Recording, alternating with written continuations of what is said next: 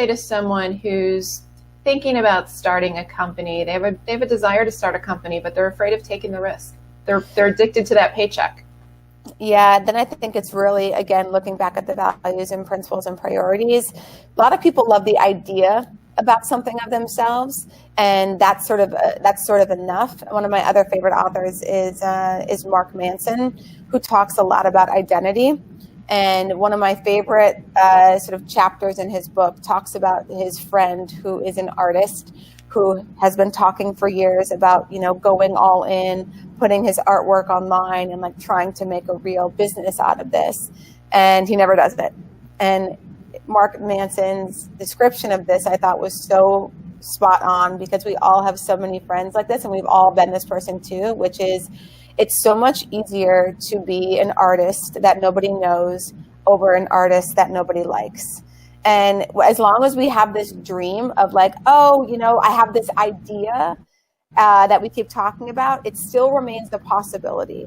But if we actually try it and it doesn't work out, then all of a sudden it's a failure, or it's something that didn't happen.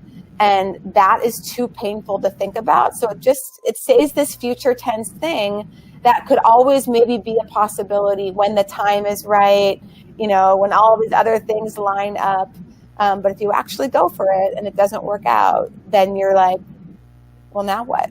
And it's really scary for people's identities. So my advice is really think through the reasons of why you want to do something. And it's with a relationship, marriage, kids, all of this stuff, and have a good answer. If it is, I wanted to start solidcore because I have had my fair share of body issues. I've looked at my body for years and never been proud of it, always been ashamed of it. And I worked out so much and so much food stuff. And I'm like, after starting intensified Pilates and knowing what I could do with solidcore, I was like, I want to share this with as many women as possible. I want them to feel what I felt. So there's this driving force that almost didn't feel like a choice. It felt more like an obligation. And it was like my honor to get to do that.